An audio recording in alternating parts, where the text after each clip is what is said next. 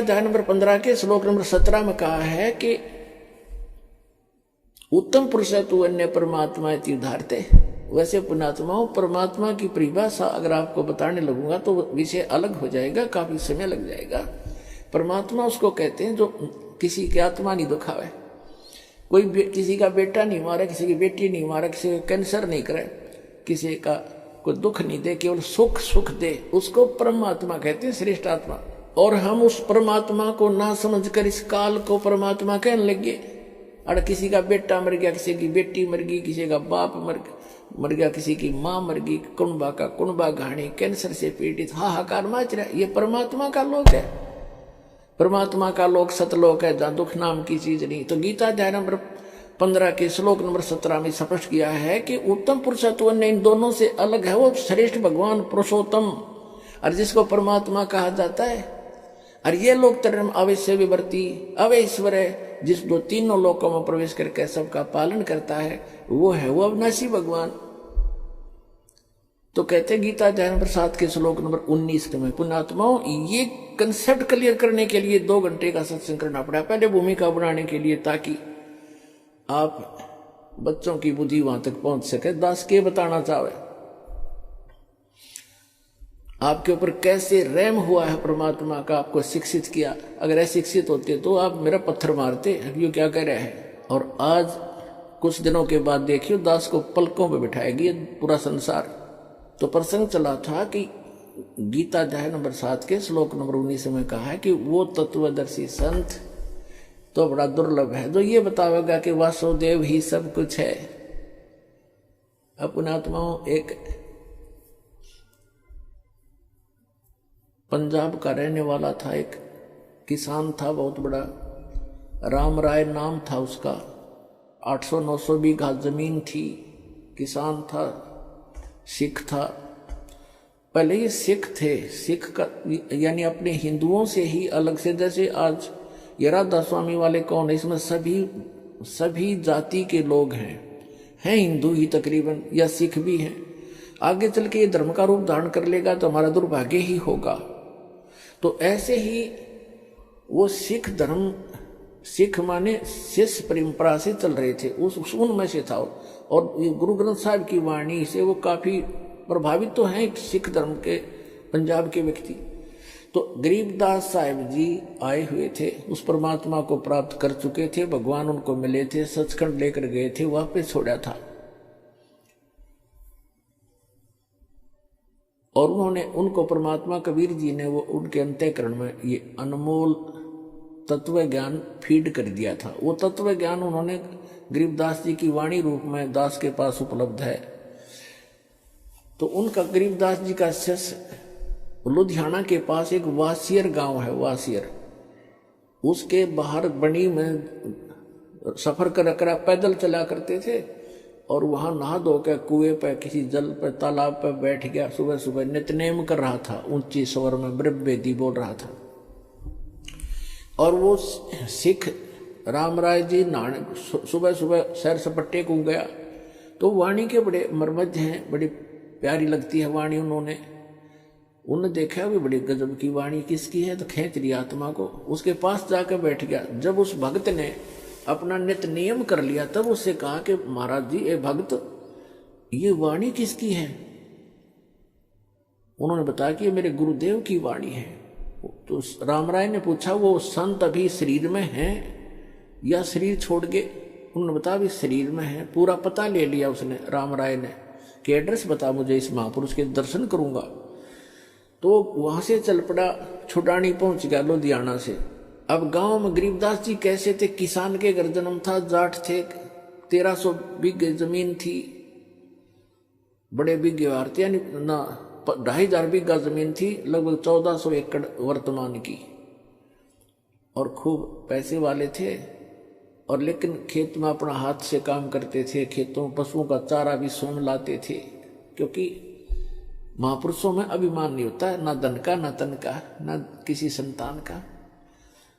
तो राम राय जी सुबह सुबह पहुंचे छोड़ानी गांव में। थोड़े से घर थे, कुछ बाहर के व्यक्ति भी आ जाते थे गरीबदास जी के दर्शन और प्रवचन सुनने के लिए, 10-20 मिनट बैठ जाते थे, 2-4, 5-4। उनके शिष्य। तो जब वो घर पे पहुंचा गरीबदास जी के घर पे, तो गरीबदास जी घर पे नहीं थे, वो खेतों में गए हुए थे, अपना घूमने जाते थे सुबह सुबह। वो जालिया सुबह ब्रह्म मुहूर्त में, तो उन्होंने पूछा वहां पे गरीबदास जी हैं। वहां बैठे हुए गांव के व्यक्तियों ने और एक आध दूसरे गांव से आकर बैठा था, उनने सब ने मिलकर कहा कि महाराज जी तो भाई घूमने गए हैं, आज जाओ बैठ जाओ आप। तो उसने सोचा भी महात्मा का दर्शन करके अनहार करूंगा, इतनी दूर से आया हूं, और ऐसे महापुरुष की ऐसी वाणी, तो वो खुद कैसे होंगे जिनकी अमृत वाणी ऐसी है। इस बात से प्रेरित होकर उसने कहा मुझे ये बता दो वो किस साइड में गए हैं। गाँव वालों ने कहा इधर जाया करते हैं घूमने, और कितनी देर में आ जाएंगे। वहां बैठे व्यक्तियों ने कहा वो तो उनके मूड की बात है, आवत है अभी आ जा, ना तो भाई दोपहर 10, 11, 12 बजा दे। तो उसने सोचा इतनी देर क्यों वाट इंतजार करी, उनसे पूछ कर पता करके कौन सी दिशा में, एक रास्ता बता दिया उन्होंने कि इस रास्ते पर चले जाओ, आगे ऐसे ऐसे एक झोपड़ी, एक रहट मिलेगा, और वहां उस झोपड़ी में मिल सकते हैं आपको। अब कहने का भाव ये है, ज्यादा ना इसको लंबा करके, समय सत्संग का होने वाला है। तो जब वो जा रहे थे, गरीबदास जी आ रहे थे उसी रास्ते से, सिर पे पशुओं का चारा एक गट्ठड़ लेकर, बंडल, बरोटा बोल रहे हैं हमारे हरियाणा, बरोटा ज्वार का। और देश अपना जैसे हरियाणा के लोग पहनते थे धोती कुर्ता, सिंपल ड्रेस। और वो जो राम राय था उसको गांव में झुमकरा भी कहा कर, जैसे एक नाम निकाल लिया कर अलग से, वो ज्यादा संकी सा आदमी था। तो राम राय जा रहा था, उसने उस पशुओं का चारा लेकर आ रहे व्यक्ति से पूछा कि हे भाई, एक किसान, मैंने गरीबदास महाराज से मिलना है और ये यही बताया कहीं उनका यहाँ घूमने आए हुए हैं।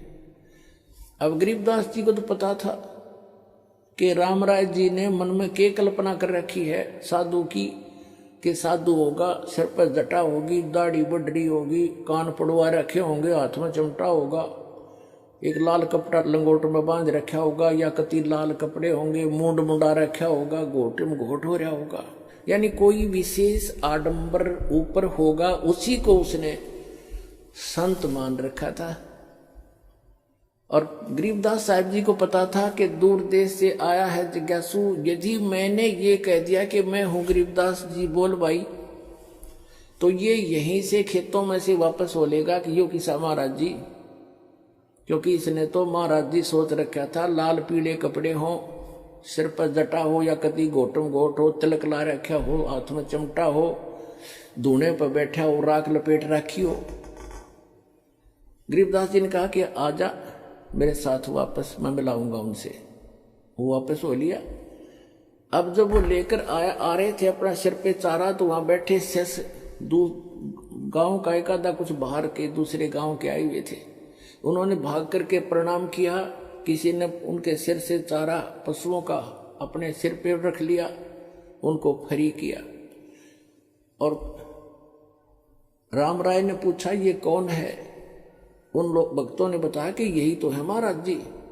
अब उस राम राय के मन में ये आ गया कि ले तेरा गजब हो, इतनी दूर आया और यो महाराज जी पाया ऐसा देसी जाट है, तो खोदा पहाड़ हर निकली चुईया, उसके मन की कल्पना थी ये। वो तो अंतर्यामी थे जान के, अग भगत डगमग हो रहा है। उसकी सेटिंग करने के लिए सभी सेवकों को भेज दिया, इधर उधर जा भाई, तू बैलों को पानी पिला ला, तू ऐसे काम कर, जा भगत आए हैं, इसकी रोटी का प्रबंध करवा घर पे जाके। उनको इधर उधर भेज दिया और कहा मेरी बाल्टी भर दो, पानी की रख दो, मैं नहाऊंगा, स्नान करूंगा। एक पाटड़े पे बाल्टी भर कर रख गए, वो चले गए। रह गए गुरु, वो आत्मा और वो महात्मा गरीबदास जी। गरीबदास जी ने स्नान किया, स्नान करके धोती बांधते थे, और धोती का एक पल्ला अलग से सपेर कर लेते थे, उसको गोल गोल करके एज ए बेल्ट बांधा करते ऊपर के, धोती को लपेट के जैसे, और उसके ऊपर के उसी का धोती का हिस्सा एक पल्ला बांध लिया करते, उसको अड़बंद कहते हैं। और गरीबदास जी के उंगली के कोई वैसे ही थोड़ा बहुत कोई चोट लगी हुई थी, तो गरीबदास जी ने कहा कि ए झुमकरा, आइए भाई, मेरी धोती का यो कपड़ा बांध दे, मेरा हाथ का चोट लग रही है, काम नहीं करता। अब पहले तो फूक उड़ाई निकलेगी उसकी कि इसने तो मेरा उर्फ नाम भी बता दिया, मैंने तो जिक्र भी नहीं किया मेरा नाम क्या है, कैसे हूं। उसका कुछ शंका हुई, भाई झुमकरा मैंने मेरे को गांव में तो कहा करते, पर यहां कैसे पता लग गया झुमकरा। और परमात्मा ने इसलिए कहा उसको झुमकरा क्योंकि उसका मन झूम रहा था कि यो किसा महाराज जी बता कहाँ आ गया, मेरे कैसा जमींदार है, किसान है, अच्छा बैक आया माया में, इतनी दूर आया, पैदल चल के आया। गरीबदास जी ने धोती का जो पल्ला था उसको कहा ले बांध दे मेरे शरीर के चारों तरफ का, जहां बेल्ट बांधते हैं ऐसे कर लेते हो धोती के कपड़े को, ऐसे ऐसे घुमा घुमा के ऐसे कर। और उसने कहा कि बांध दे मेरे चौगुर्दे, वो चारों तरफ का लपेट कर ऐसे गांठ लगाने लग गया। वह गांठ शरीर के अंदर से निकल गया गरीबदास जी के शरीर से, और कब उस धोती का लग गई कपड़े का। और गरीबदास जी ने ऐसे मुंह कर लिया दूसरी साइड में जैसे देख ना रहे हो। झुमकरा ने सोचा उस राम राय ने तेरा गांठ उल्टी लाएगी दिखे तो फिर लगा, फिर वो ऐसे ही शरीर के अंदर से निकलाई धोती का गांठ लाएगी। तीसरी बार वो प्रयत्न करने लगा, जब कहने लगा गरीबदास जी ने कहा कह रहे झुमकरा मैं तो तेरे जैसा आदमी हो या गांठ क्यों ना लगती तेरे ते। जब उसने ऊपर को देखा उनके मुंह की तरफ, क्योंकि राम राय जी विष्णु जी के पुजारी थे, भले ही वो सिख थे। जब उन्होंने ऊपर देखा तो विष्णु जी का रूप बन गया, इतने से ऊपर गरीबदास जी का मोर मुकुट हाथ में शंकर चक्र गदा, चरणों में पड़ गया, पैर पकड़ दिए हे महाराज भूल लगी, मैं तो गलत सोच लिया मैंने आपके बारे में, आप तो भगवान हो। फिर देखा तो फिर गरीबदास ने कहना, अब उसने सोची मैं विष्णु जी का पुजारी हूं और इसने मुझे उस उर्फ नाम से पुकार दिया, इसलिए मैं प्रभावित हो गया, मेरी ही कोई कल्पना होगी। तो फिर डांट गया अपने मन ने ना भगवान तक होना। फिर वो बैठ गया, कोई शक्ति है जरूर जिसके ऊपर मैंने कुछ देखा है, और इसके शरीर से धोती अंदर से शरीर से निकल गई। फिर गरीबदास जी कहने लगे बच्चा बैठ जा। 2 घंटे ज्ञान दिया उसको, सारी सृष्टि रचना सुनाई, तत्व ज्ञान समझाया। हम सुल्तानी नानक तारे दादू को उपदेश दिया, जात दुल्हा भेद नहीं पाया काशी माए कबीरवा। तब उस झुमकरा ने उस राम राय ने कहा भगवान ऐसा ज्ञान तो आज तक किसी ने बताया नहीं मारे थे।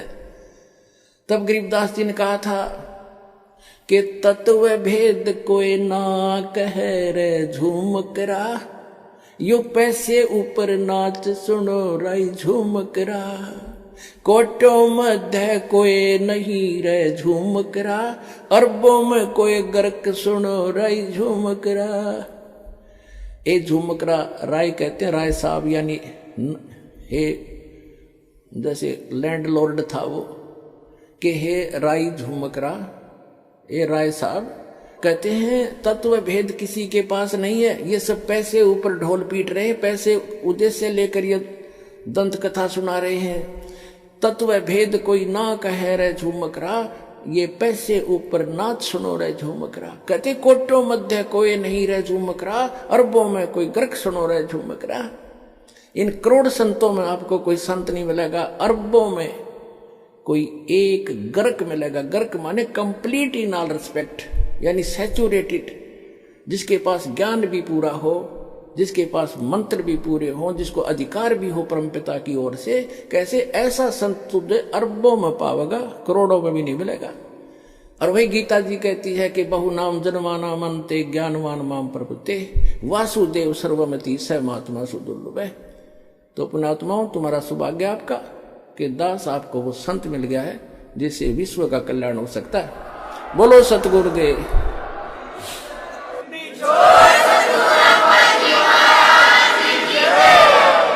आज का जो ये 3 दिन का जो समापन हुआ है, ये उस उपलक्ष्य में था कि इस फाल्गुन की अमावस्या के दिन 17 फरवरी थी उस दिन, और अमावस्या थी 1988 में। दास को पूज्य गुरुदेव मिले थे, मेरा जीवन सफल हुआ था, आध्यात्मिक जन्म हुआ था दास का। और आज जो एकम है अमावस्या से नेक्स्ट डे, उस दिन परमात्मा स्वयं आकर के वो परम पिता परम अक्षर ब्रह्म कबीर साहब ने आकर कहा था बेटा भक्ति शुरू कर दे, मैं तेरे साथ रहूंगा। बोलो सतगुरुदेव।